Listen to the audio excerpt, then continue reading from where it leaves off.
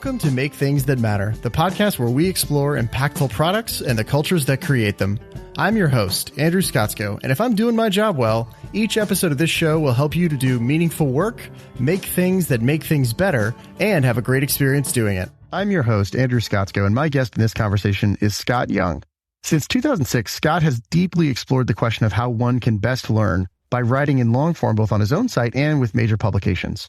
In 2019, Scott published Ultra Learning, a Wall Street Journal best-selling book on how to rapidly learn difficult skills and the principles behind great learning. I absolutely loved that book. I highly recommend it. It will teach you some of the essential principles that you can then apply to any of your learning projects going forward. Now, in addition to his writing, Scott's completed two very well-known public learning experiments. The MIT Challenge, where he attempted to learn all of MIT's 4-year computer science curriculum in less than 1 year with no classes, and the Year Without English, where he attempted to learn 4 languages in a year and speak no English. Now, in this conversation, we cover a lot of ground about how to practically acquire new skills and learn in just the messy reality of real life, as opposed to some, theoretically perfect learning situation. So whether you're a new parent trying to carve out time for that side project, or you're a swamped product leader who just needs to learn something new to take your product team to the next level. Or hey, maybe you just wish you'd finally make progress on learning Spanish or whatever that language is for you. This episode's going to help you. Please enjoy Scott Young.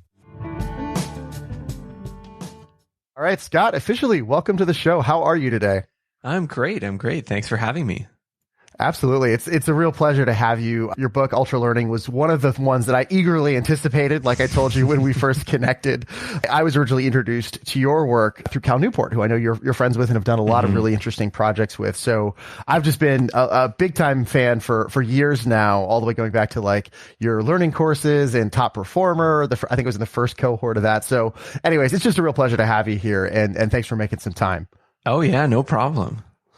So I think a fun place to start might be in where this all started for you. You're known, I think, for doing a lot of, shall we say, unconventional learning challenges and sort of independent creative projects. And, it really strikes me that you're someone who kind of has found a way to chart your own course from an intellectual path. And I think that's actually really hard to do into like our modern world, right? Like it's just always trying to like force you into this box that everybody else is in. Like, where did that come from for you? Were you always like that? Did your parents model that for you? You know what? I don't know. I mean, like, I think my parents definitely, they were both elementary school teachers. So I think learning was always important and it kind of as an intrinsic value. But I don't know. I think that there's been some little twists in my life that have put me on an interesting path in some ways. And some of it's also probably just me. I definitely think that coming into blogging sort of early 2000s was a weird time. Because nowadays, I mean, it's weird because I have these conversations now about stuff that I did 10 years ago. And for a lot of people, the internet changes so quickly that the context in which that was done is also erased now. So it also seems like extra weird.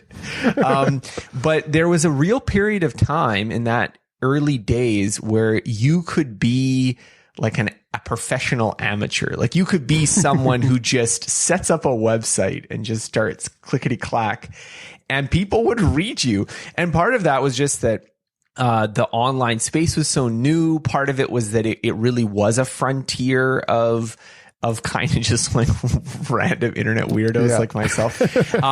But also there was a lot of like creativity and this kind of like rough and ready creativity, like not just, people writing these super polished essays, but just kind of people throwing stuff together and like, well, this is cool. I'm going to try this out. And so I think it was a real creative moment. And, I was just happy that I kind of got to be a part of it in some way. And so I think that was part of it for me is that I started I started my blog even in my last year of high school, but a lot of it was when I was a university student. And so I think it really just charted my entire adult life. Like it started out being about learning in part because that's what I spent a lot of time doing. I was in school and so that was one of the few things that I could talk about. And then after I graduated, I was really drawn to people like Benny Lewis, who was doing these Fluent in 3 months projects. Steve Pavlina had done a few of these kind of like live blogging challenges. He's done a lot of like just totally bonkers stuff. Yeah, he's done some weird stuff, but interesting. But I mean, I loved the kind of like voyeuristic, here I'm going to do something weird. This is what's going to happen. Especially as a contrast to the more, here's me sort of pontificating from an altar of wisdom kind of self-help advice. So in that sort of spectrum of advice, blogging and people who are, telling people what they should do with their lives. I really liked that. Well, I'm going to go out and do this and then tell you how it worked. And I there's a freshness to that I think I appreciated as opposed to a, I'm so great, this is what you should be doing kind of perspective, which I think was very common, like as a contrast to, let's say, like the Tony Robbins sort of standing on a stage, thump your chest, it was like, I'm going to do this thing that seems kind of intense and weird. And I'm just going to tell you what happens as it happens. And so I really liked that. So Steve Pavlina was a big early influence. I think even like Tim Ferriss, I think Tim Ferriss was a little different in my opinion, because Tim Ferriss, was largely doing these like retrospectives. So he would like do something and then he would do a little write up. But I mean, he was obviously huge in the early blogosphere for doing these kind of projects.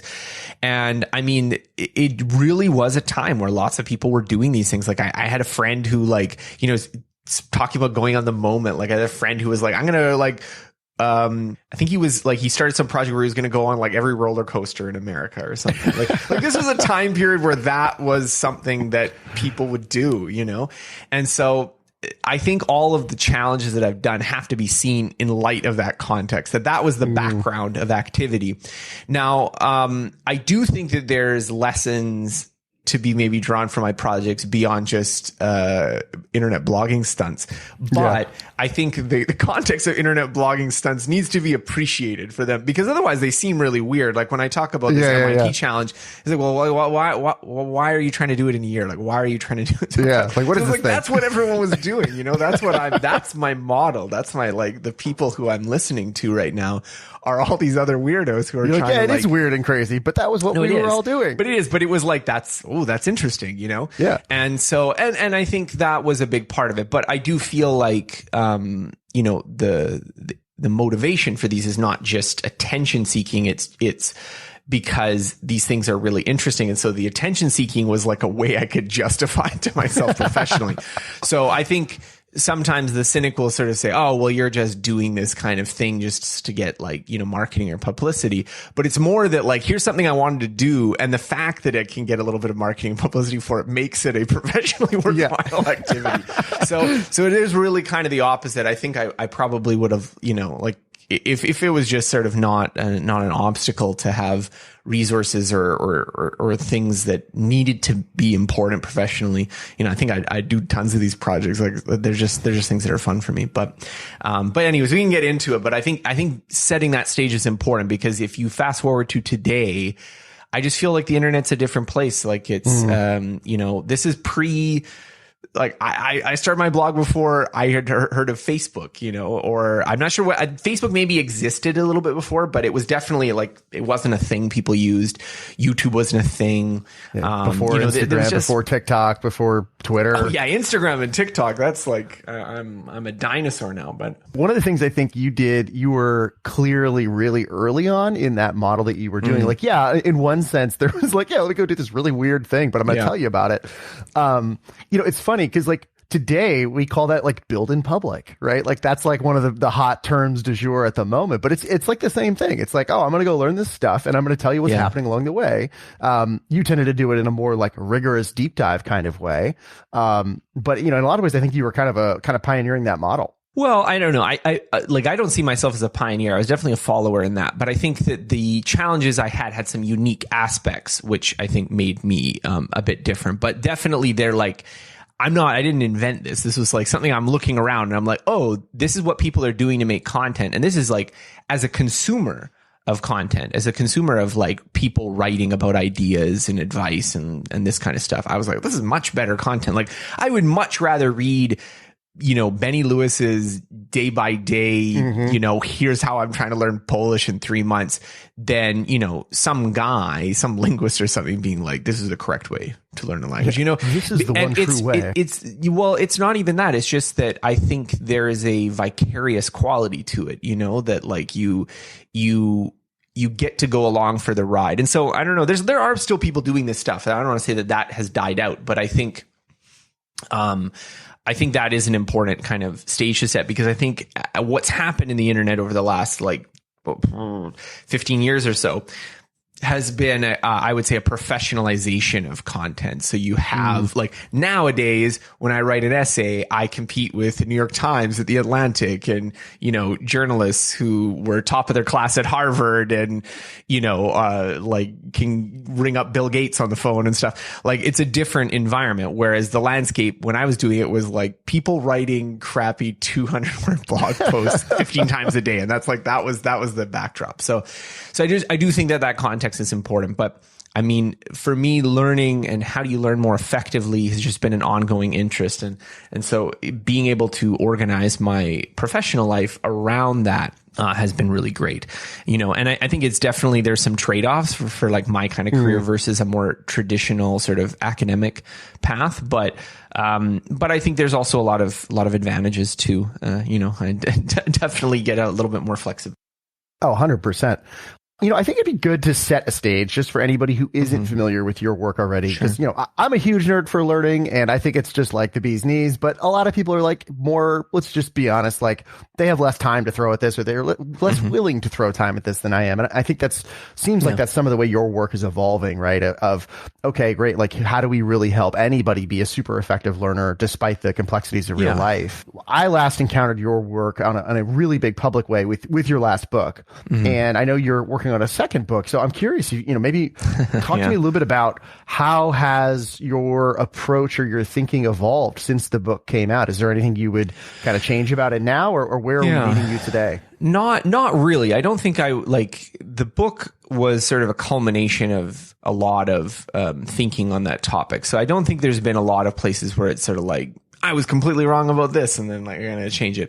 I do think there's nuances I didn't appreciate, but I think that's true of any subject as you learn more about it. I think there's like little things that it's like, oh, okay, this is a little different from this, and I would suggest this in a different way. But I mean, broad strokes at the level at which most people would read the book, I don't think there's anything I would change. But I think there's also a topic focus for the book. I think like ultra learning was it was my attempt to kind of capture this phenomenon that was so important to me. And so, I needed to write about it. It had such an influence on my life, but it was this idea of people taking on learning challenges. So some of it is this kind of blogosphere kind of people doing stunts, but I also wanted to try to pluck out people who I thought were very impressive and interesting. And there wasn't any of this kind of, let's call it like publicity taint, that they weren't like, well, this is some self-promoter. And so they're, maybe, especially like online too, there's definitely stuff that comes out there that, is this person fibbing a little bit? And you're kind of like, all right, I don't know whether I like this. But there's lots of people who just straightforwardly have done very impressive things on objective bases. And the objectiveness of their accomplishment is what makes it impressive, as opposed to like, just them documenting it or something like that. And so I wanted to try to gather up these stories that had such a profound influence on me. And I wanted to try to pair that with some of the cognitive science of learning, which I think is important and definitely underappreciated by students. There's tons of stuff about how we learn. And this isn't just like my special method for how we learn. This is just generally how everyone learns. And this is what the research tells us about how humans learn stuff. And it's not understood, and it results in a lot of bad studying advice. So there's an aspect of ultra learning which is very kind of idiosyncratic and unique to me and this handful of, as I said, internet weirdos.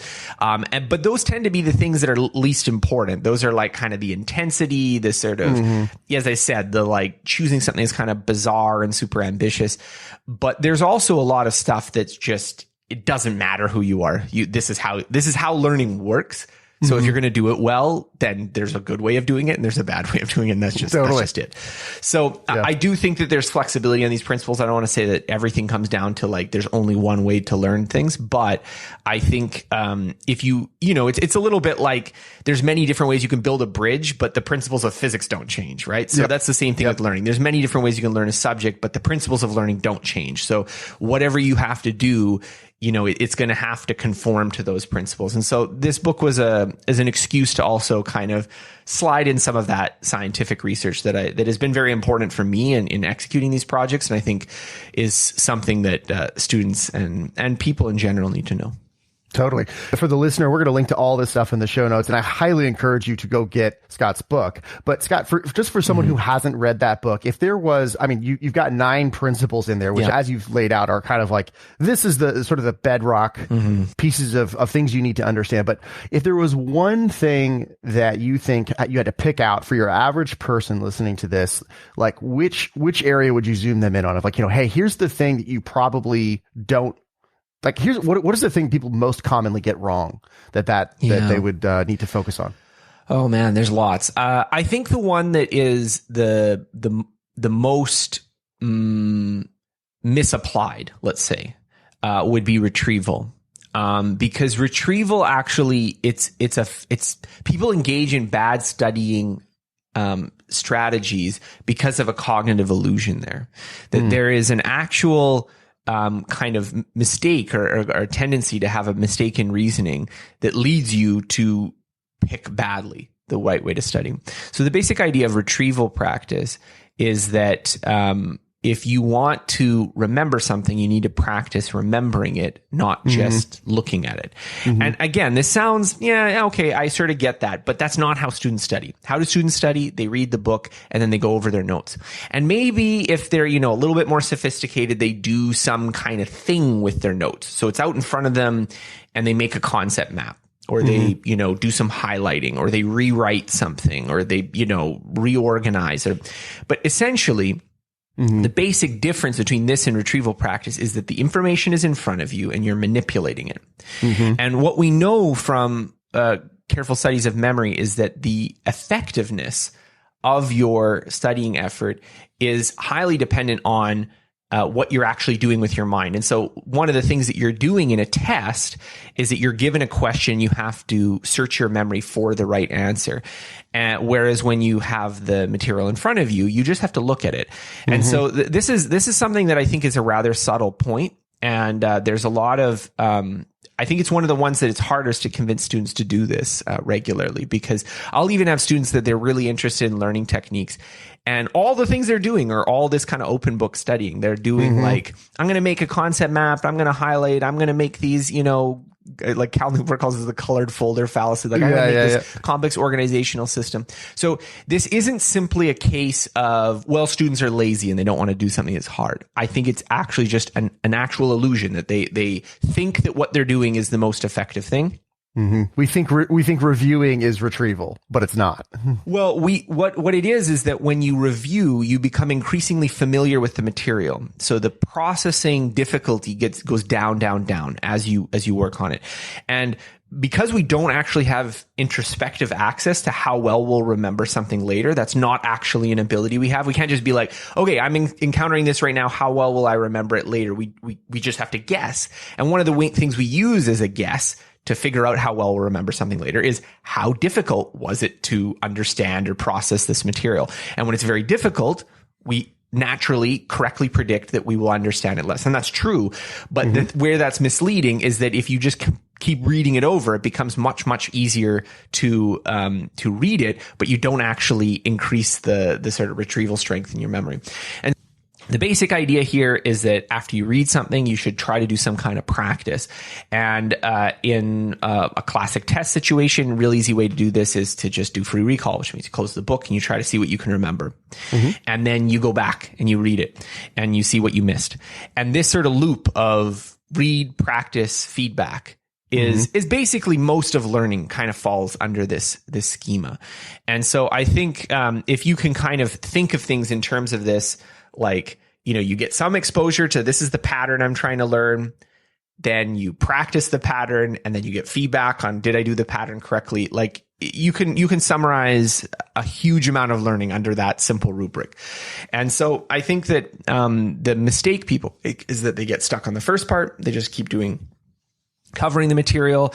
They don't do practice, or they don't do practice and they don't do feedback. So I think if you can get that loop figured out, you have a lot of the strategies for learning effectively kind of fit under that scheme. Again, I'm going to highly encourage you, dear listener, to go get this book. It really, really shaped how I approached a lot of things. In fact, I wish I did one of these crazy projects myself many years ago, where I switched on the job from being a marketer at a startup to being a software engineer. And I had to basically become a production engineer without having gone to school for computer science in, as fast as humanly possible.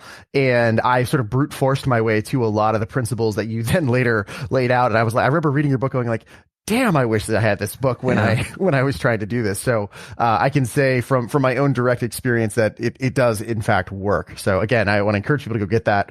One of the things that seems central to a lot of the approaches that I've seen you talk about, whether it's in ultra learning, and I want to hear a lot more about the stuff you're exploring now, or the kind of things you did you cover in your course, Top Performer. A lot of it seems to be very kind of like project based, right? Of really, it's about real world skill development in a lot of ways. I'm trying to think about how to make this like really practical for people, especially as they're career oriented. And it seems like a lot of it's very project oriented, right? Like you need to come up with a project that's going to push your skills, or push you to develop useful, valuable skills. If we put this in a career context, that is. Yeah. And I guess one of the questions I would ask of you is, what do people get wrong about project selection? Because it feels like your choice of project matters more than we might assume. Yeah, I do think so. First of all, I would say that the project, I tend to use the word project in a broad sense. So for me, a project is, to me, in my head, I contrast projects versus goals. And so a goal implies an outcome, like something you're trying to achieve. Whereas a project is all the actions that you have to take to achieve it. And so they're related, obviously, but I would say that I tend to focus on projects because you can definitely do all the actions and then not achieve the goal that you want. So you can have some sort of exercise schedule, stick to it, and then not lose the weight. And so that you can see the contrast there. And so I tend to be more focused on projects because actions are in your control, outcomes are not. And while I think goals are important because you often need to modify the project if you're not on track, I do think that focus on action is important, especially when things are complicated. The bigger and more difficult the goal is, the more it's a sort of a problem solving effort of figuring out what you need to do in order to move toward it. And so if you're only focused on the goal, it can kind of, it can make it harder to do the work because there's just a lot of work involved. So, to contrast that as well, like if we're talking about, language learning or something like that, you might have a goal to be like, well, I want to be fluent in French. Or I want to be able, maybe something a little bit more specific than that. But a project might be something like, okay, well, I'm going to, listen to this podcast. I'm going to do these studying drills. I'm going to have these conversations with my tutor, blah, blah, blah. So it is some sort of actual structure of like, this is what I'm going to do on a daily basis. And I think that's very important. Because a mistake people make is, well, the first mistake people make is they don't have any goals at all. They just kind of, I want to get better at this. Like, okay. And then the second problem is that they don't well specify a project that actually breaks down to like, what are you doing today to move forward on this particular goal of yours? And if you don't have that, then I think you're kind of stuck. It's very hard to make progress. But in terms of projects, what do people get wrong? Well, I think there's a lot of mistakes people make. One is that they tend to make projects that are too big. And I know that sounds a little ironic because I've kind of made my name for doing like fairly big projects, but I'm very aware that they're much more difficult to do than shorter projects. Like doing a month project is much easier on a per month basis than doing a year-long project, just because there's less to coordinate, right? It's easier to anticipate. It's easier to make a plan for a month. It's easier to do that. And so I think the average person would be much better off doing a series of 1 month projects to make progress in an area than to do, a year-long project. I think that most people are not concrete enough in their projects, so they don't actually pick a very kind of specific thing that they're trying to get good at. They're too vague. They're too nebulous. You know, I want to improve my soft skills. That's meaningless. That's not a project, right? That's nothing. I want to be able to deliver a really good, 20-minute keynote at this upcoming speech. That's a project. You can actually work on that. You can't work on your soft skills. You can't work on, I want to be a better programmer. That's meaningless. It's, I want to be really good at this library and be able to execute it in environments X, Y, or Z. So I think that's another mistake, is that, the things that we actually want are often vague and nebulous, and they're sort of idealized fantasies, but those are totally impractical to work on. So you have to translate them into something concrete. So smaller, more concrete, I think, is important. And then I think the other thing too is that we don't really take seriously how much effort is going to be required to work on them. There is a persistent strain of optimism bias when we go into these things. And so again, this is also something that I've done a lot of things that have been quite ambitious, but I think people underrate how much planning and stress testing and if you're going to do something that is at that level where you're having to put in hours and hours and hours a week, you have to coordinate your whole life around it, right? And so not everyone who wants to get in shape needs to follow an Olympic athlete's training regimen. But at the same time, if you are going to get in shape, you need to have some sort of plan of where is the time going to come from to go to the gym? And if you don't even think about that, if you're just sort of well, yeah, I guess I'll go after work, but then you forget you got to pick up your kids from daycare and you got to make dinner and you're exhausted after. If you're not really thinking through that, it's not going to happen. So I think there's this great quote. I don't know who it's by. I want to say Clausewitz, but maybe it's not. But it's amateurs think of strategy, experts think of logistics. And so just the idea that a lot of what actually matters is your ability to execute. And execution is not just willpower. It's a logistics problem. It's a figuring out, where is this time going to come from? What is the priority going to be? How am I going to deal with this particular situation that's on the ground? And so I think, if you can imagine this as sort of a hierarchy, you've got your vague, super, nebulous goal. You're turning it into a concrete project. You're maybe chunking it down to a month. And then you're dealing with the, how do I actually execute this on a day-to-day basis? If you can do all of that before you get started, your odds of success go up tenfold. Oh, that makes total sense.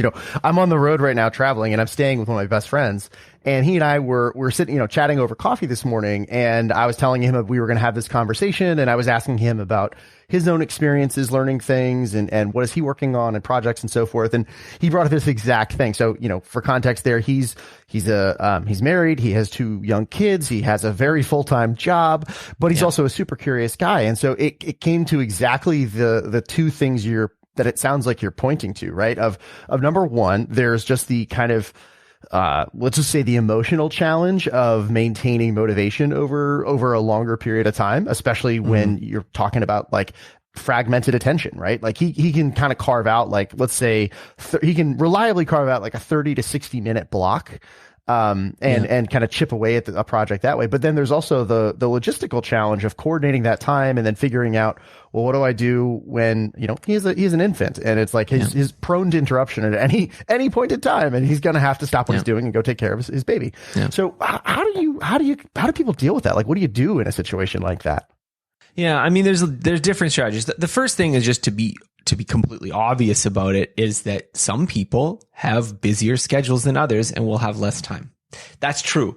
I can say this because, 33-year-old Scott has a lot less time than 23-year-old Scott, and that makes a difference in the kinds of projects I can pursue. Yeah. This is just an obvious truth. So I sometimes I don't even say it, but then I'll get people who will throw it back at me like it's not super obvious that, if you have 3 kids and you have a full-time job and you're caretaking your elderly parent and you have to work 70 hours a week. No, you're not going to be able to do some 40-hour-a-week project. That doesn't make any sense. But I think there are some things that you can think about. So one of them is, first of all, ask yourself, how much discretionary time are you spending on things? Because I think for a lot of people, I have no time. But then if you actually add it up, how much time are you actually on social media? How much time are you playing video games? How much time are you watching Netflix? This isn't to say that those things are bad. It is just to say that they're discretionary. And so if you are spending a lot of time doing them, there is time. And so it's just a question of priorities. So you don't have to prioritize learning. I'm not going to be that person who says you have to like stop watching, Succession or whatever your favorite show is. Drive to Survive, man. The Formula One, it's so good. If you haven't seen it, just as a quick interjection, it's amazing. There you go. But I mean, I think that's something that's important. So for me, one of the big shifts for me when I became a parent is that like, I'm not on social media anymore. And yeah, I did enjoy it. And when I didn't have kids and I had more free time, it was always kind of like, well, yeah, but you're not going to be like, working all the time. I'll go on Reddit a little bit. I'll, watch some random YouTube videos, be on Twitter and hear people's angry comments about various things. I don't have time for that anymore. And it's just because I've made a decision in my life that like, well, yeah, but if now it's either this or, reading these books or doing these things that are important to me. And so I think that's important. I think it's also important to ask how you can integrate what you want to learn with things that have a lot of meaning in your life already. I think part of the issue as well is that people often don't want to admit that something that they're interested in is completely orthogonal to their life commitments. And so I never have time to do this. Well, yeah, because it doesn't overlap with anything. And so it really does have to just take out of time from things that are priorities. So one example is like the more you can make your learning project overlap with your actual job, the more you're going to learn, right? Like if you're sort of, okay, well, I'm going to take on a new role in work or I'm going to take on some new project. And as part of that, I have to learn these new things. Then you can spend a lot of time doing it. Whereas if it's, I'm going to work this job and then on the side do something that's totally unrelated to, maybe make some career transition later, it's going to be harder to do that, right? Because you have to find time to do your job and also do this other thing. Not to say that people can't do it, but it's harder to do, obviously. Sure. Similarly, I think, if you can find areas where, okay, well, I'm doing this project, but it also overlaps with like a social outlet, or it overlaps with something I can do with my kids, or it overlaps with physical fitness, then you can also get some of that as well. So I think there are ways that you can make these things work, but I think it's also very important to just, take a realistic stock of where your time's going. So, what do you actually have capacity for is an important question. What are the actual places you're spending your time? Could those be modified? And then how can you overlap things so that, if you are, like I'll give an example for me. Like I had to cut back on a lot of hobbies. I had really sprawling interest in hobbies before I had kids. But one of the ones that I kept was skiing, and I kept it also because it was a physical activity and it was also a social outlet. I could go with some friends. Whereas, doing at-home programming projects was none of those. And so, that way it's like a little bit, but now I'm not hanging out with my friends. I'm not able to do this. So the more you can kind of like find these things that you can have synergies for, I think is important. A lot of the big projects that I work on now are ones that I explicitly try to overlap with my work. This is something that I can do that'll help me professionally, help me write a book or help me write an essay or something. So this is a big part of it, I think, is trying to find ways that you can get something you're interested in, something that you want to improve on, and make it overlap with other areas of your life. Yeah, no, that makes total sense to me. And just from the realism side, I feel like it's very refreshing because I feel like it can be so frustrating for people, talking to one of my best friends or talking to my brother, both of whom have two little kids. I feel like they're going to be comforted to hear that, right? Because sometimes you can read things or listen to things and you get this impression that like, hey, if you can't throw 20 hours a week at this, like, don't bother. And it's like, I just don't think that's true. I think you just have to be much more, you have to be more thoughtful about it. Yeah, I mean, there are some projects that you probably need to throw 20 hours a week on it or don't bother, but those are probably in the minority. And I think there's also a lot of things where, time and motivation interact, right? Because I feel like a lot of people who are in this situation, yes, you have less time, but you have even less energy. And so this is where you get into these situations where you're like, yeah, I don't have any time for that, but you end up, binge watching some show in some week for some reason, like you managed to do that. And I think it's just because when you are busy, when you are doing a lot of things, you are more tired. And so it's just this uphill battle often to do the things that are important, that you want to make progress on. And so often it's a motivational problem of like, how do you make it so that you can frictionlessly engage in this pursuit, as opposed to a I literally, like, there's no time left. I find it very interesting that when people are really interested in something and find it kind of enjoyable and like it has a relative amount of ease, even really busy people somehow manage to do a lot of these things. So I think that's a question as well for you, is how, if it is something that's totally discretionary, how can you make it an activity where you can have that kind of input? Yeah, no, it's a great example. For me, one of those was dancing, right? That became a hobby for me, was Latin dance, like salsa, for example. And even though it sort of went away for quite a while during the depth of the pandemic, it's kind of coming back now. And it was one of those where, similar to what you were saying about skiing, it was like, oh, this is like a triple threat for me, right? It's like, It's fun. It's also social. It's also good exercise. And so it was like, oh yeah, like I'm still interested in that. And it checks like 4 boxes at once. So it's like, oh yeah, that's actually a really high ROI one relative to, a lot of other things I could do with the time I do have. And another thing I think is important to state is that there's often a lot of like guilt as a motivator of like, oh, I really should be doing X, right? And I think that guilt as a motivator is, I think, really bad in a lot of cases, because it doesn't work very well. I think that I really should be doing this very rarely makes you do it. Like, I need to do this. I have to do this as an emergency, maybe, but the kind of mild, I should probably be doing this more, doesn't really work as a motivator. And it kind of distorts your goals and how you pick things too, because I think it comes from a place of thinking that there shouldn't be any trade-offs or priorities. I think it's totally acceptable to say to yourself right now, you know what? Yeah, this is interesting to me, but this is just not the time in my life to do that right now. And so I think that's one of the things for me, especially. I feel like it's even stronger because I've done some of these projects or challenges, and people kind of like, especially if they've just read it, they're kind of like straight line extrapolating. Oh, well, you're like continuing to do that exactly as you were when you were doing it before. And it's like, well, no, of course not, so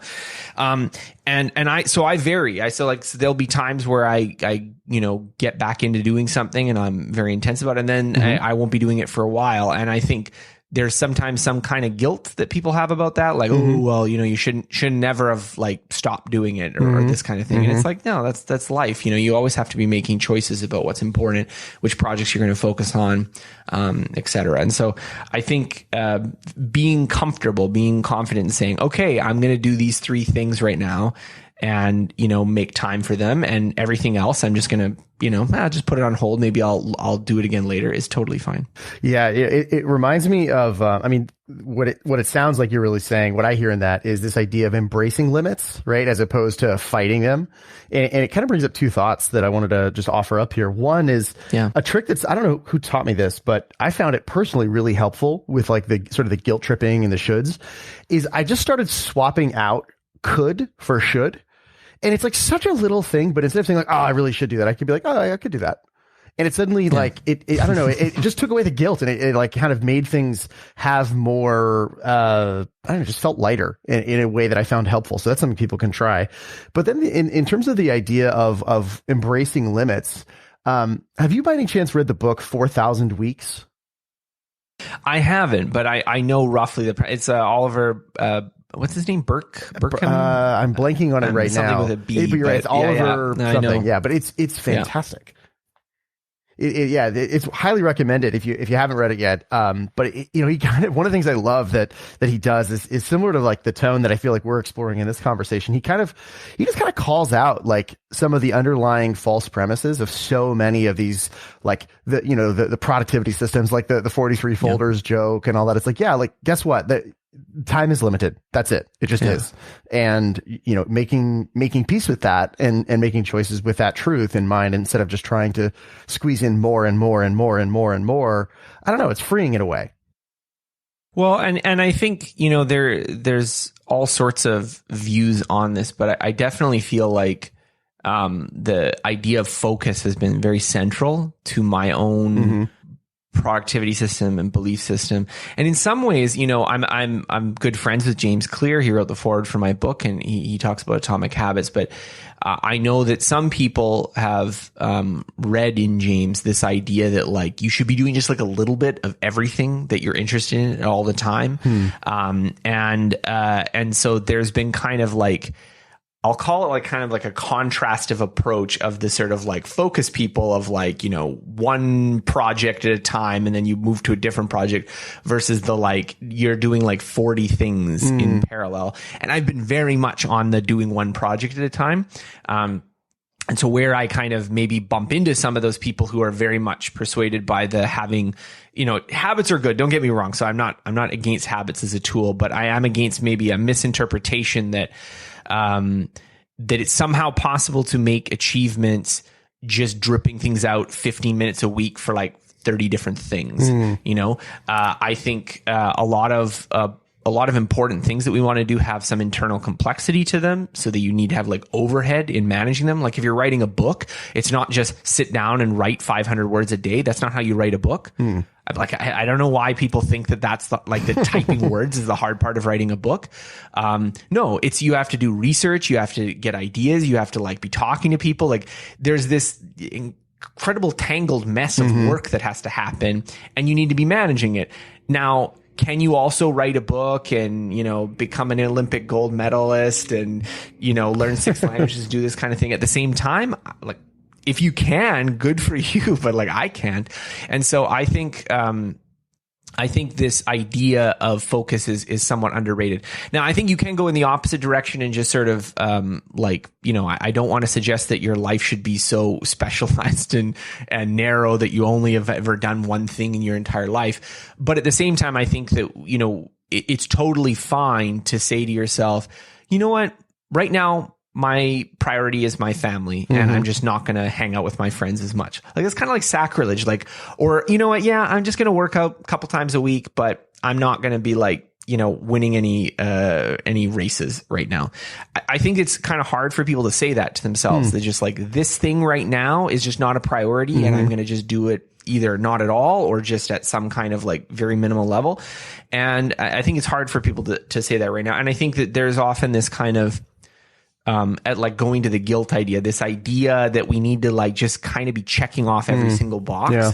And I think if you look at really successful people, they have lots of unchecked boxes. Like I know a lot of these people who write these books and they're kind of, you know, they have this sort of highly polished public image, and they're often like really good at some things, but then in other areas of their life, you know, it's just like, okay, yeah, but they've got major problems over here. And I think accepting that as part of the human condition, I think, is important. Accepting that, like, okay, you know, there's going to be some things that maybe I care about and I'm going to focus in. There's going to be some things that I just like keep at a, you know, just keeping it humming level. And then there's going to be some things that like, yeah, I just don't do that. Yeah. I just don't do that. And I think that's it's a hard thing to wire in, because I think we have this sort of cultural bias that like, well, if you're a success in life, then everything is good, you know, and you haven't dropped. Yeah. You just crush everything at the same time. It's all easy. Yeah, totally. No, I'm so glad you spoke to that. So, you know, looking at that from like a prioritization, right? There's just this level of prioritization based on where you are in your life, what you care about, the time you have. That all makes perfect sense. One thing I wanted to ask you about is, you know, for whatever amount of time you do have, and let's say that someone has a good chunk of time, they really can throw like 10, 20 hours a week at something, which is awesome. To what extent do you think you can learn multiple things at once? Like, for example, I've heard of people wanting to learn like 2 languages at once, or have like 2 or 3 big projects at once in different, you know, like maybe a language and then a physical skill and a topic. How do you think about that? Yeah. Well, I mean, I don't know. I have this kind of philosophy that I advocate on the blog, what I call single projeting, where you just like have one project at a time. It tends to be like one of those things where it's as a kind of rule of thumb, it works pretty well. But if you actually like specified in detail, it becomes hard, because then there's this real boundary of like, well, what's the project? And, you know, does this mean I'm like, you know, not cooking food or not? The way I would put it is that I think that people overestimate how much overhead capacity they have. So the way I think of it is that there's the kind of literal time you're spending, and then there's this sort of on top of that, some amount of self-control, self-regulation, management of the effort. And for things that are true, genuine habits, this overhead is almost zero. And then it's just a question of how much time you have. So for things like, well, I wake up in the morning and let's say I make coffee every day, right? Like that's one of the things I do. That's not even something I think about. It's just something I do, right? Whereas a lot of things when people are talking about habits, they're talking about something that they do regularly, but it's usually something that has some overhead. It's just less, right? So like, oh, I go to the gym every day might be one of those things that it would unless you have really been doing it every single day for, 4 years, it's usually the case that not going to the gym is easier than going to the gym even so, but maybe it's a lot less effort than it was when you started going to the gym. And so I think this idea of there being a limited attentional overhead that you can allocate to projects is very important because we tend to just sort of say, oh, okay, well, I got, this X hours in the day. I'll just divide it up that way. But if those are each pursuing different pursuits that have conflicting goals that require separate kind of problem solving, mental overhead kind of structures, the more you break it down, the less capacity you have to overcome difficulties in those areas. And so this is why I tend this single projecting approach where you pick out one main difficulty, one main thing that you're going to try to work on in your life for a chunk of time. And then you do another one. Now, it doesn't mean that, like, let's say the goal was to start getting in shape. Well, maybe a lot of that is setting up. The project is a lot is like getting set up with exercise habits, getting set up with those things. And then maybe you're shifting so that, okay, well, the exercise habit's a little bit in the background. I'm not trying to hit any new fitness records. I'm just, I just show up there and I do my workout and that's about it, while I'm focusing on something else. So where I think learning comes into play is that I feel like learning projects are much more likely to have this high overhead requirement. And so, compared to the like fitness, for instance, is something where because your body has physical limitations, like you can't work out 8 hours a day, they tend to be, more the kind of thing, you just need to be consistent at doing a relatively simple plan over a long period of time. Learning can be like that. I think, there's definitely areas of learning where I've gotten into just habits for them. So like language learning, for instance, you can definitely get pretty far with just like, okay, well, I just, listen to this podcast once a day, or I, have a 1 hour tutoring session or something. I mean, you still have to allocate the time, but it's a fairly consistent schedule. But I mean, a lot of other skills, they're not like that at all. Like they have a lot of overhead. It's a lot of like, okay, well, I figured out this, but I haven't figured out this and I have to do this. And so, I tend to be much more in favor of projects for that approach. And I think that, there can be some weaknesses from a project approach. Like if you are too intense about it, one of these things is related to spacing. So the idea that, when you cram something together, you don't learn as effectively per unit time as if you spread it out. So there can be some disadvantages there, but I think it all depends on just this overhead cost of like how much attention you need to manage it. So learning multiple languages at once, I would say it's probably harder than learning one language at a time. But I think that that's something, you have to just kind of make that decision on your own basis. If I wasn't working a job, or if I was just, taking a year off, then maybe I could do 2 or 3 projects at once. Whereas if it's like, okay, I've got literally 45 minutes discretionary every day, and you want to learn 3 languages at once, that's just, to me, it's just like, why, wouldn't it be better to just be able to do one of them? You know what I mean? So totally, it does vary from person to person. Yeah, no, that makes a lot of sense. The language one in particular, I think, might be challenging because when you're learning a language, I feel like if you were learning 2 languages at once, you almost like might get your wires crossed, where you like start wiring the wrong stimuli to the wrong things, and it could just be a little more confusing in that sense. The language thing, there is a very important benefit of what we could call interleave practice, where let's say you want to be good at 2-3 languages, it's very important to have practice sessions where you alternate them in relative quick succession, because of the issue you're talking about. When you get really good at one language, it's let's say just imagine the way you can visualize this is like each English word. Let's say there's just like a wire that goes from the English word to the word in the target language. Obviously, languages are more complicated than this, but just as a simplification. And the idea is that when you're in Spanish mode, you want the wire to go from the English word to the Spanish word. Mm-hmm. And when you're in French mode, you want it to go from English word to the French word. And there's two ways that you can do this. One way is that if you just start speaking Spanish all the time, you just increase the strength of all the wires that go from English to Spanish. But that means that when you go back to French, you're constantly having this interference problem where the Spanish wires are going over there. So interleave practice is where, okay, speak in Spanish, speak in French, speak in Spanish, speak in French. And the idea is that you get better at discriminating so that the like words that are, because they're closer in time, you're getting better at switching. Okay, no, but when I'm in French mode, I only activate these words. When I'm in Spanish mode, I only activate those words.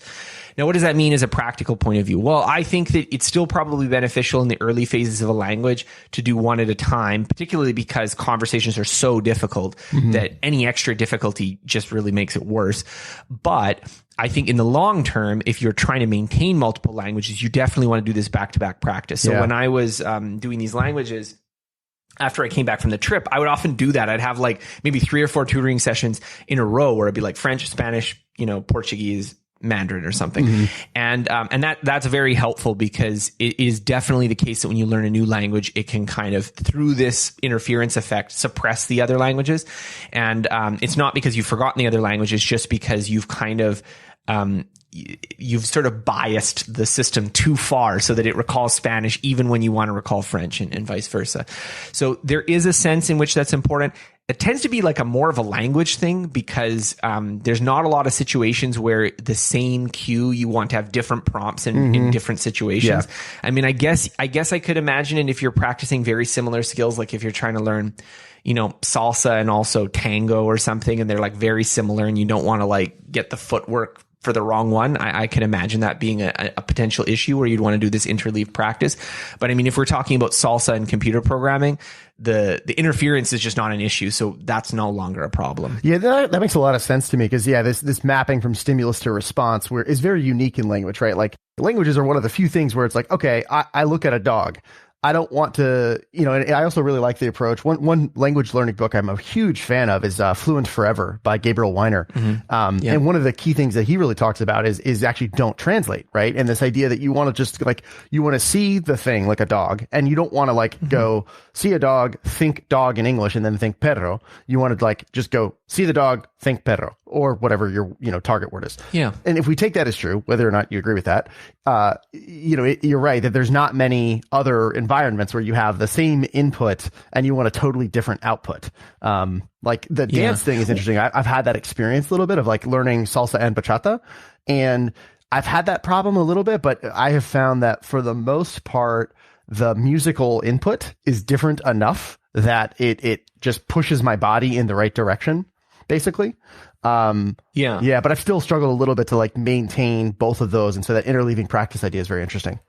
I do think, so I'll make a note on interleaving practice because this is really important. This is a little technical, but the idea of a cue and then a response, as a fundamental building block of learning, I think has a lot of merits to it. I mean, there's a little bit more than that. It gets complicated, but the idea that what you're doing when you learn things is often kind of in this situation, I need to bring up this knowledge, and you're strengthening a particular retrieval association, has a lot of utility. It goes to this retrieval practice idea that we were talking about before. And so one of the obvious difficulties is if you have interference, where if you have the same cue or almost the same cue and you want different responses, this creates issues. Now, the thing here is that the more different the cues are, the less this is an issue. So for language learning, it's an issue because it doesn't have to be an English sentence. It can just be some kind of meaning that you intend. So I want to make that clear. It's not the case that when you're speaking language, you're maybe in the beginning you do explicitly translate, but often when you're speaking, you're just speaking. But the idea is that you have some intention to say something that has a certain meaning. And basically the only difference is that, you have this little extra thing that says I'm speaking French, right? But but the meaning is the same. And so disambiguating that can be hard. Interleaving practice is this idea that if you alternate which things you're doing so that, French, Spanish, French, Spanish, French, Spanish, you get better at disambiguating them. Part of this is just because it spreads it out and it makes it harder to retrieve. So it's related to this retrieval practice. Part of it is just because you get better at discriminating it. So when you have to say the same word in French and in Spanish, kind of like in close proximity, the contrast between those two words becomes more evident. So it's sort of like, oh yeah, this is the one in Spanish, this is the one in French. Whereas if you have them separated over months, it may not be obvious which one was which, just because they get kind of muddled. So people who are interested in this, I have an essay that's it's not yet published as the moment I'm saying this, but by the time you're listening to this, it will be published, called Desirable Difficulties. And so this reviews some of the memory research on this idea. But one thing I think is important is that people mix up what this interleaving practice does, because I've heard people say things that like, oh, well, interleaving practice means I should do 6 different things at once and just separate it out. So I should do 15 minutes of Spanish and then 15 minutes of physics and then 15 minutes of whatever. And, I don't think that that's what the research says at all, right? Because the issue is that you want to vary the specific problem types you're doing within a subject, because those are the ones you're going to confuse, right? Like if you're learning physics, you're going to confuse unit 1 problems from unit 2 problems. You're not going to confuse physics problems from your grammar practice in Spanish. So the benefit of this interleaving practice is often when the cue response relationship is quite similar, that you need to disambiguate it. That makes a lot of sense. So this is also why if you're learning a language, for instance, it's very important to note things that you confuse, that you mix up all the time, put them next to each other and like, what's the difference? In that essay, I have a good example of like, there's 2 Chinese characters, E and G, and they're very common and they look almost identical. And so if you don't learn them next to each other and say, this is the thing to pay attention to that says 1 is 1, it's very easy for you to learn them and then keep mixing them up because of this issue. So this is very important for like, untangling things. And language learning, if you learn multiple, like I've done, this is a constant challenge. I would say the disentangling interference effects is probably a bigger amount of work in maintaining fluency in multiple languages than actually just learning the words. But it's, and it's something that can definitely happen, that you spend 3 months or a year learning French and you spend 3 months or a year learning Spanish. The Spanish then seems to overwrite the French. It's not that it's overwritten the French. It's just because you've temporarily biased all the weights from cue to response to Spanish, and you're fighting that as you speak. But if you go back and forth, it'll untangle over time. So I think that is something that's helpful if you're learning 2 skills that are quite similar and you want to make sure you don't confuse them.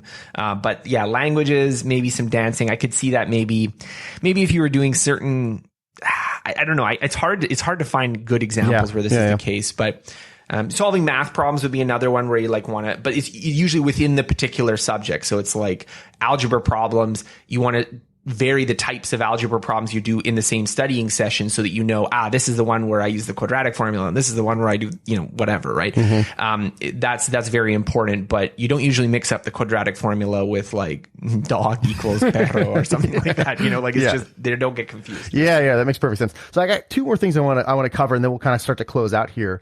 One of them is I was wondering, how does this stuff change, if it changes, when we shift from I may use the wrong word here, so please correct me if I do, like from more of a cognitive thing to a procedural physical skill. So for example, let me make that concrete. So if we take like languages versus dancing, right? 2 things that I've enjoyed exploring. So languages, I know when we think about retrieval, for example, right? Let's assume that we learn the skill well the first time. Like we learn how to say the word right, and we learn how to do the dance move right, for example. And then, but we think about like retrieving it at the right time. This is where something like a spaced repetition system can be incredibly helpful for language, right? To sort of manage those retrieval curves and the forgetting curves. Does that same idea translate to like a physical procedural skill like dancing? Because I found it seems somehow different, but I'm not sure how. Yeah, I mean, my experience with the research underlying physical skills is a lot spottier. My understanding of it is that there is a lot of overlap. You can, one way of, like, this is how I'm breaking it apart, but you could even like think in terms of your brain systems.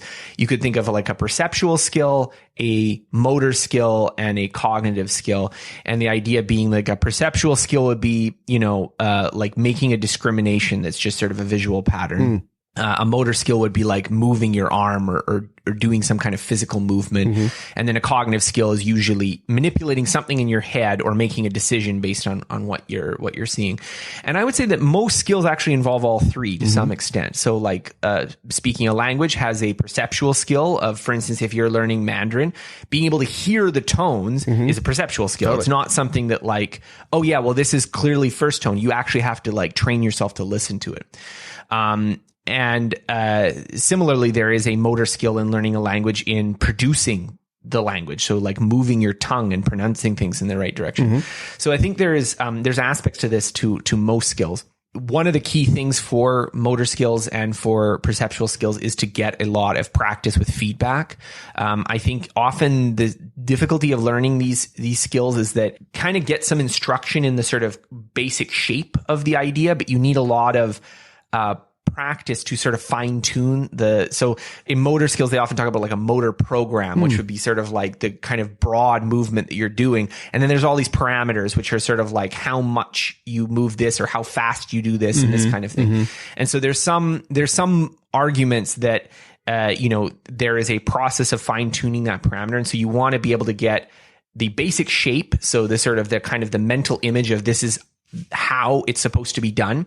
And then you want to be getting lots of practice with very close feedback to fine tune it. So there's different ways that you can look at that. One is, how can you actually get the correct shape of the sort of motor action? So for pronunciation, one of the things people who have bad accents in other language is they don't realize where you're actually putting your tongue in that language to produce the thing. So I had a friend, Vat, when we were traveling, and he was talking about how the T in Spanish is different from the T in English. And I kind of was doing it, but I wasn't very conscious of it. But he was like, it's obvious to me because those are two different letters in Hindi, his language. So in Spanish, the T is one letter, and in English, but Hindi has both of those. And so I was like, oh, really? Like, because to me, they're just T. They're just like a slightly different way of saying T. So that's an example of where if you looked at a little diagram where they're showing your tongue and where it's hitting, like, I think, I don't know the linguistic terms that well, but like the T in English has kind of hits the top, and then the T in Spanish hits more on the teeth.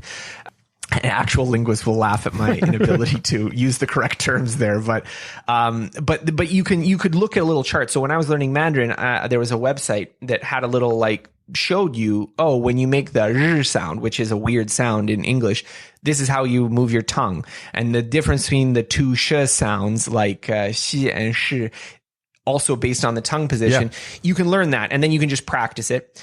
And the other thing is that you want to be able to get good feedback. So this is another area where you can probably improve more rapidly if you're able to get better feedback about things. So being able to see videotapes of yourself doing a particular skill, having someone watch you while you're performing it. These are all things, they do in athletics a lot, where they'll have like high speed cameras watching some athlete and being like, you move your hand a little bit too late when you're doing this. That's why it's important, because it's hard for you to manage the skill as well as reflect on the skill. And so these are sort of ways that you can work on motor and perceptual skills. But I think the fundamental principles are quite similar. And I think that, there are certainly some areas where the motor or perceptual components are quite minimal. But for a lot of real world skills, even things that don't seem like motor skills have quite a bit of motoric components to them. Like, as I said, like languages, pronunciation's all motor. In a language example, would the cognitive skill be like producing the right word for what you intend? Would that be the cognitive component of that? Well, now it gets kind of complicated, because I think I don't know whether I have a clean answer for where they separate, because it seems like there's probably some aspect, at least when you're learning a language, that you learn kind of. I don't know whether, I think they blur into each other. It's not clear to me where it would be, okay, well, this is the perceptual act of perceiving phonemes versus this is the cognitive act of retrieving a word. My guess is that they would blur into each other, so that, words that are pronounced more cleanly hit, it's not like you get some degraded input and then you immediately fit it to some pattern. And then I don't think that they necessarily happen like that, but I haven't read enough of the research to be able to be, this is just me speculating. I'm sure there's someone who's done some research that sort of fit it together. But I do think like the cognitive component, I think, is important because it underlies a lot of skills, and it underlies, I think, a lot of the things that we find particularly difficult about learning skills. A lot of people think that like being a good painter is mostly, a perceptual skill or a motor skill, like a perceptual skill, like being able to see what the painting is, or a motor skill of like being able to move the brush.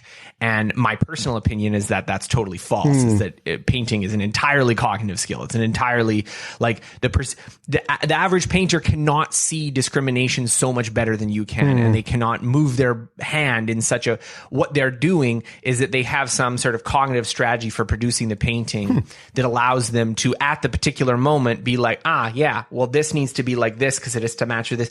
Like it's like solving, I don't want to say it's like solving a math problem, because obviously they're quite different in a lot of ways, but the components of like recall and integration and doing practice to make certain aspects of it fluent, these are even in a skill that seems as far away from cognitive as possible. I think there's a huge component there. So I tend to be in favor of the view that a lot of learning, even things that seem like they're just purely intuitive or purely like muscle memory, have quite a considerable cognitive component.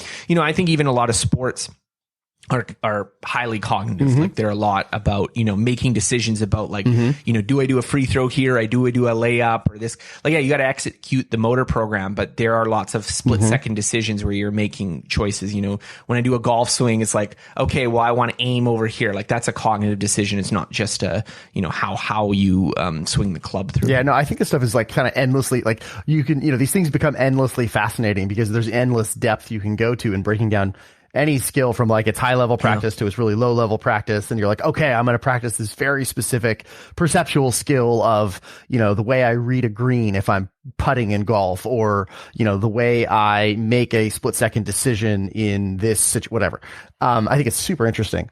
So but like reading a green is a lot of cognitive skill. I think that's what I would say as well. Like, one of the things I learned from doing drawing and stuff is that a lot of what you're doing is making, judgments. So you're making a judgment of like, well, this is bigger than this, or this forms this angle with this.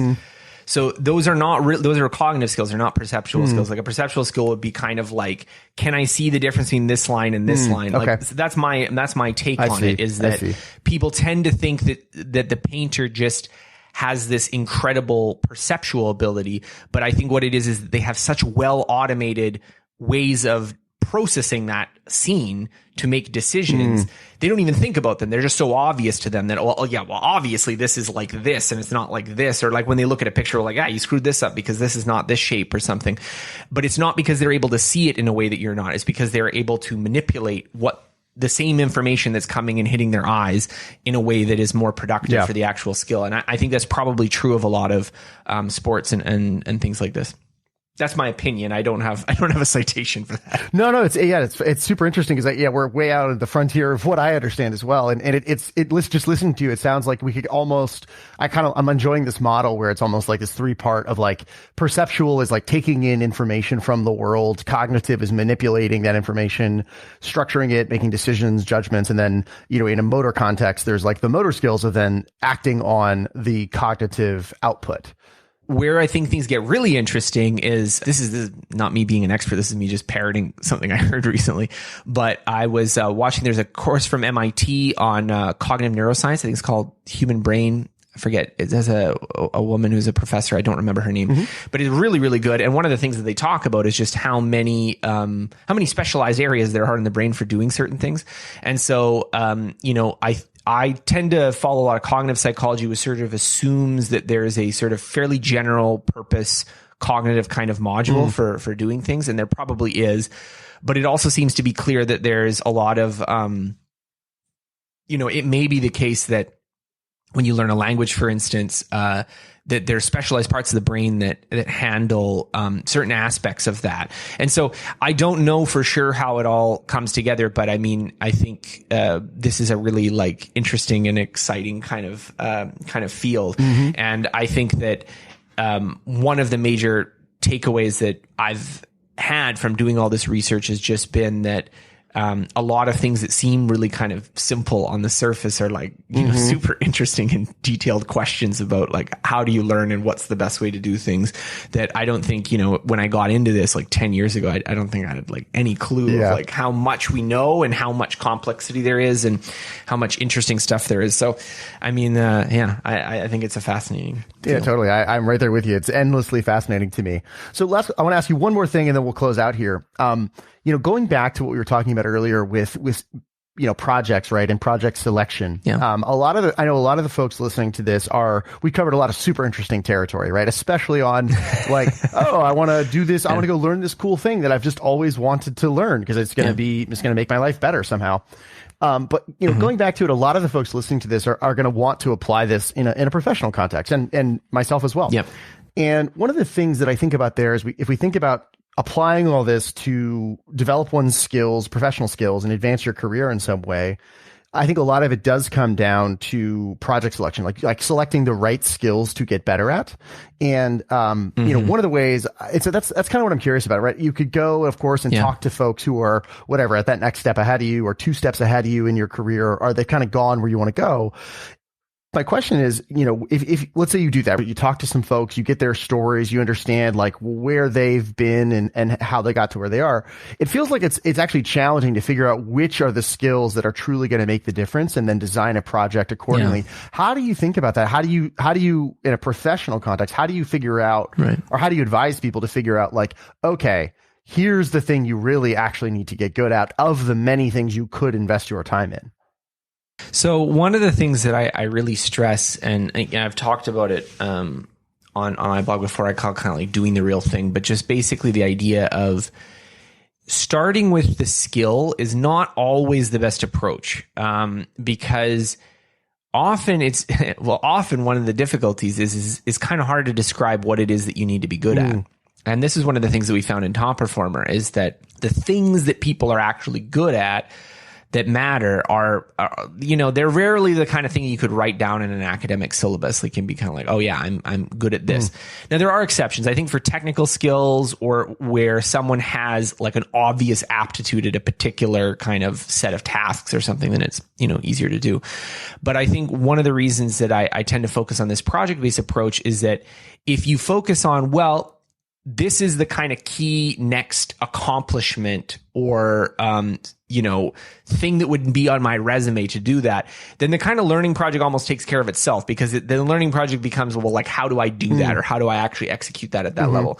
So for me, for instance, I mean, I could think of it in terms of like before I wrote Ultra Learning, it was like, well, a key next accomplishment would be like writing a successful book. And so the learning project that comes for that is like, how do you write a successful book? Right. And so it's a little different from if I approached it from a skill angle, like I need to be a better writer. Right. And then you just do a bunch of random things that maybe make you a better writer, but maybe make you a better writer in ways that don't really directly contribute to writing a better book or this kind of thing. And so I think this is really important. I think particularly with these kinds of soft skills in a workplace environment, because often you're dealing with a situation where to get ahead, again, there's a bit of a split here, but a very common path is that you have some sort of technical competency that gets you at a certain level. And then to move up, to get better, is like increasingly like nebulous. What is it you need to be good at? And so it's often more productive in that case to think in terms of like, what are the key accomplishments I'd need to be able to make that move? So, you know, one thing to do is to just like find the job you want or find the position you want and like talk to them and say like, you know, would I be able to get this position? And if you're not, be like, what would I need to demonstrate to be able to get this position? Like and that helps you constrain the project, because if, you know, what you need to actually do is you need to like successfully lead a team and deliver on time for a particular objective, you know, that isn't a skill, but it does narrow down what is it that I have to be good at. And then it's like, okay, maybe I need to learn some project management, or maybe I need to read these books on, you know, productivity or this kind of thing. And so this is a bit of a different approach. It's more top down.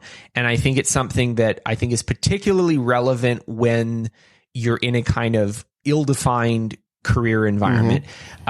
I would not, the opposite approach is what I'll call like a bottom up approach, where you're just sort of like, okay, I'm going to just like learn this from the basics and going up. And I think that works particularly well for technical skills. And I think it works particularly well when the skill itself is well defined. So if you want to learn French, get a French book, do some French practice, you can can't go wrong with that approach.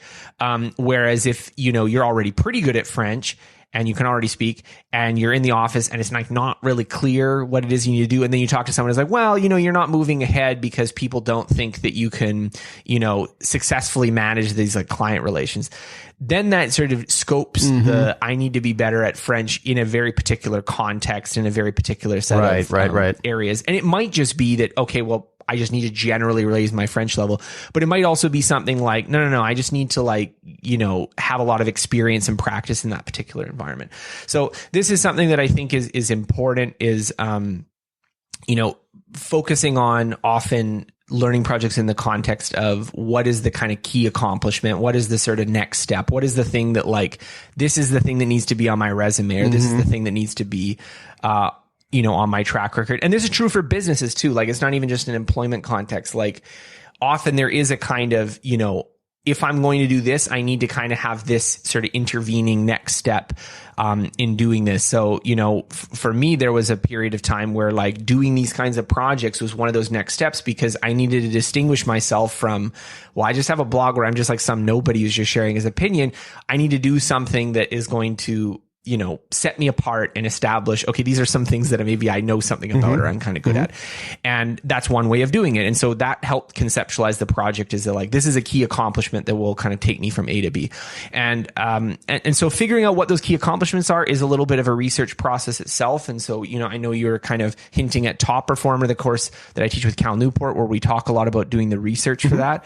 And I think picking those accomplishments are good, but I think that, one of the things I've been shifting to more and more is not trying to dissociate learning from just achievements, because very often an achievement, actually getting some result, involves a lot of learning, and conceptualizing it in terms of an achievement often works better. So conceptualizing it in terms of I need to write a best-selling book versus I need to become a better writer often works better, just because the former is just so much more constrained in terms of what you actually have to get good at, versus getting better as a writer.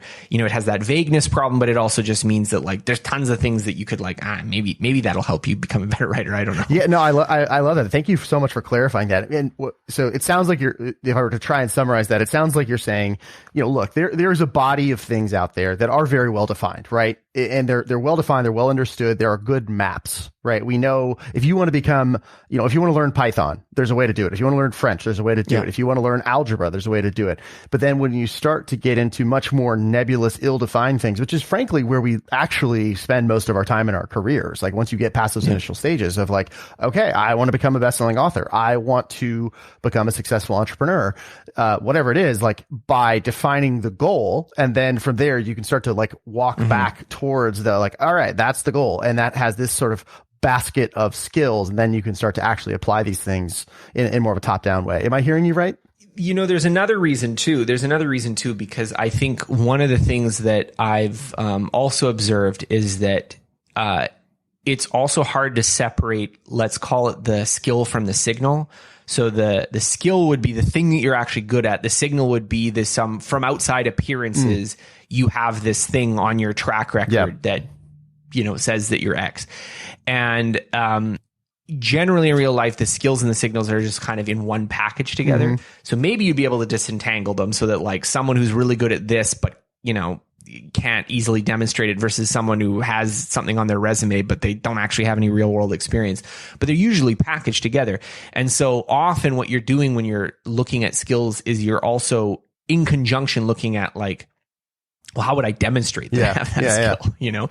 So it's not enough to be like, I get really good at copywriting. It's like, how do I prove that I'm really good at copywriting? And often in professional investment, the legibility of certain, signals is very important. This is why college degrees are important in the first place, even though they often teach kind of useless stuff, is because you need to demonstrate that you were smart enough to get the information. What I mean? So like there's exceptions to this, even like when I'm talking about my MIT challenge and things like that, where I did kind of go in a different direction.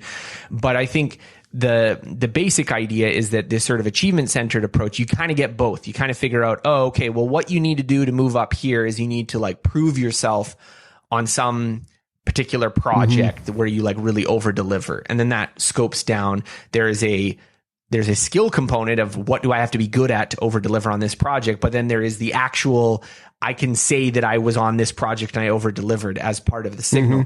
And so I think that kind of keeping those both in mind is important, because one of the problems with just a pure learning project is that maybe you're not investing in the right signals to do it. So maybe you are just like, I want to become a better writer.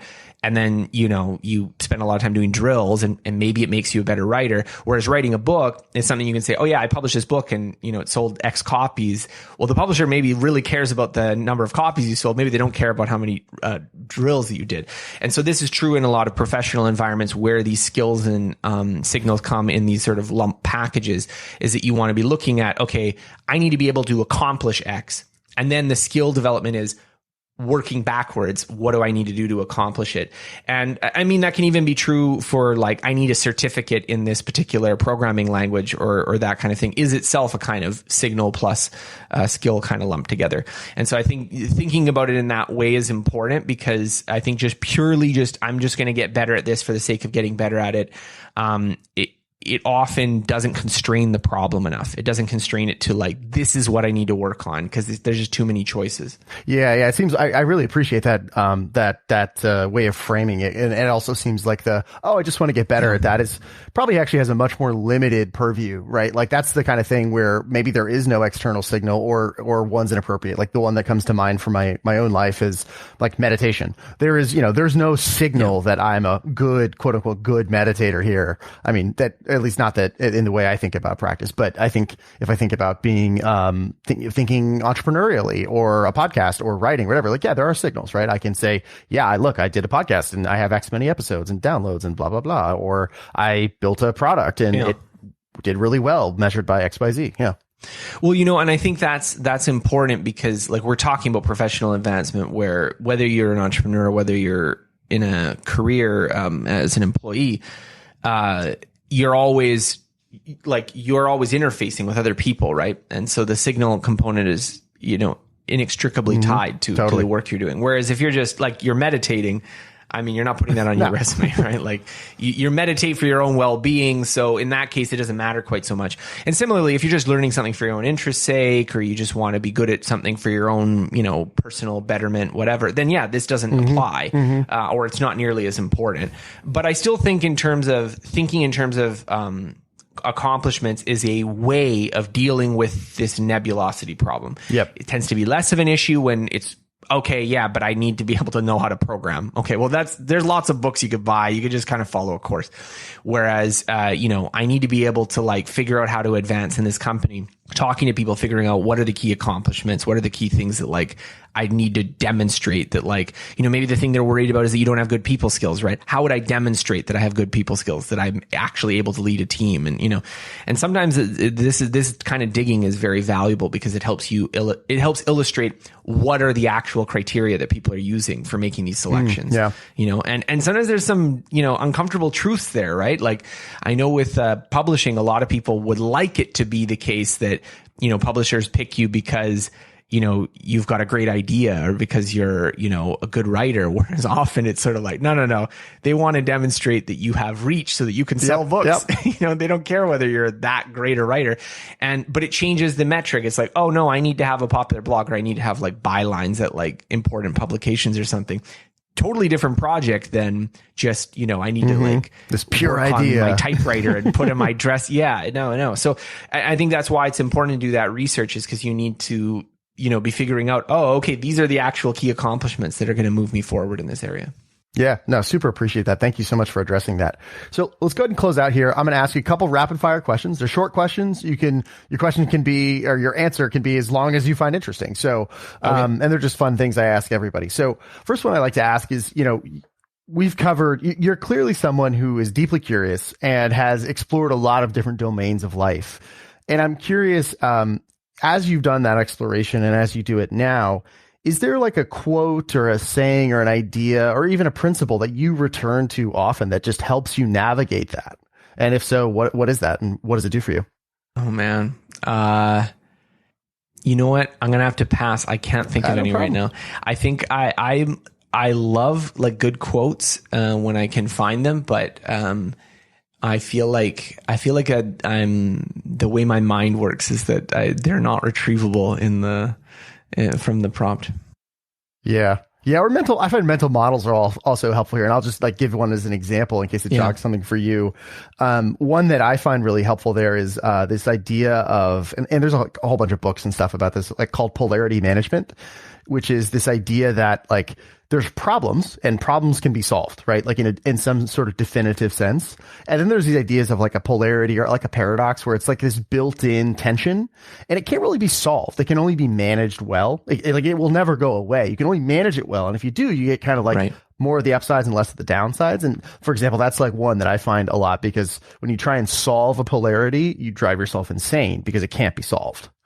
In terms of mental models, there's tons and tons and tons I could think of. I mean, one I think that I come back to a lot is the idea of thinking on the margin. So this is like from economics, but just the idea that you always want to be evaluating the value of the next decision. So it's not just like on average, has this worked for me? It's like is doing it one more going to be valuable? And I think that's helpful because the averages are more salient. That's the thing that we notice is that like this kind of thing has tended to work for me in the past, or this kind of thing has tended to not work. Or whereas the margin is sort of like, if I do one more of this, what's the benefit? What's the value? And I think that's actually shifted my career thinking in some ways. So for instance, I don't see myself doing a lot of like the kind of ultra learning projects that I did in the beginning. Part of it, as we were talking about, is the context of the internet has shifted.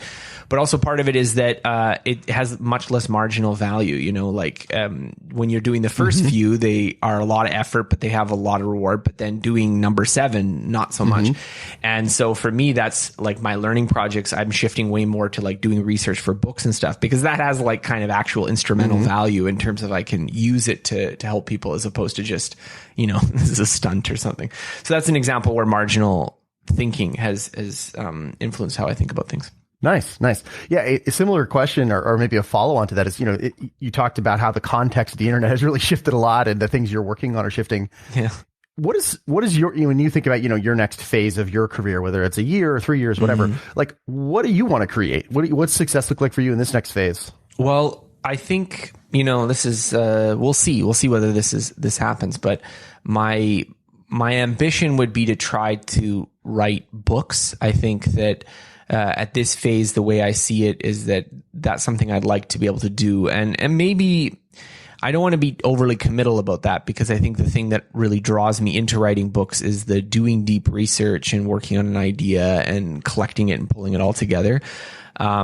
Now that can always take multiple forms. So maybe it won't be like traditional publishing, just that'll depend on my own experience. But I feel like that's where I'd like to go. I really think that the kind of the work that goes into a book, the work that goes into, spending lots and lots and lots of time thinking about it and running it over your head and trying different variations and reorganizing it, is a kind of beneficial work for the reader. The hardest books to write are the best to read, because they're the ones that, that mental work has been done for the reader so that they can kind of just digest it easily.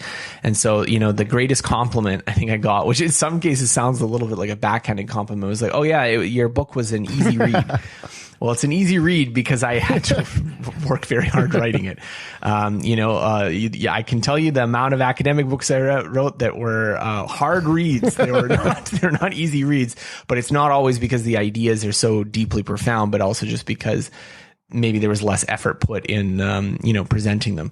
And so I think that's something that I really tried to do, is to see, spend that effort distilling it. And I think it's something that's hard to do on like a weekly writing schedule. Like I do my best when I'm writing, but it's usually little bits and pieces. It's not something cohesive. And so that's something I'd like to do in the future. We'll see. We'll see if it happens. Awesome. Well, I will be rooting for you and following along eagerly.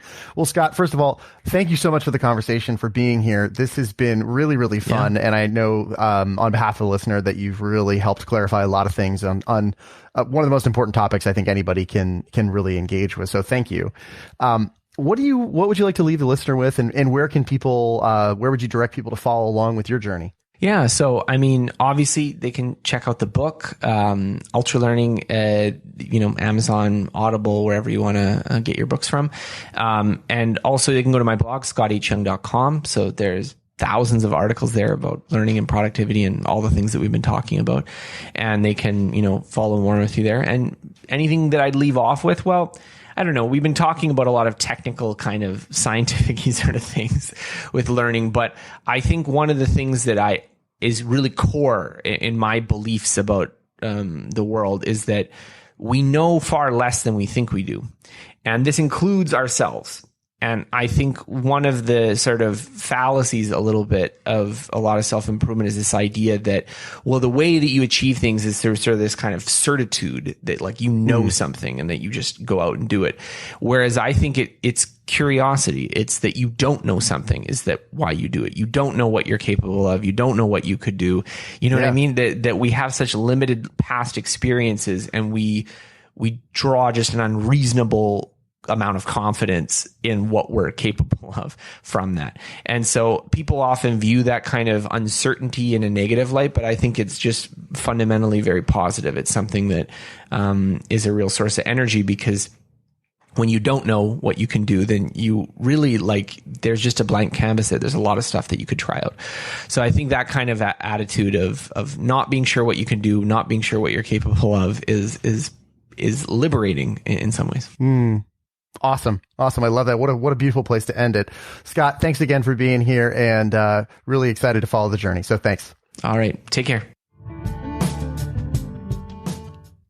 Thanks for listening. If you enjoyed this, I'd be so grateful if you could do me a favor and take about 25 seconds to leave a rating and review on Apple Podcasts. That helps me reach way more listeners, and it also helps me bring you more great guests. As always, please feel free to reach out to me anytime at connect@makethingsthatmatter.com. And until next time, my friends, leave them better than you found them. See you out there.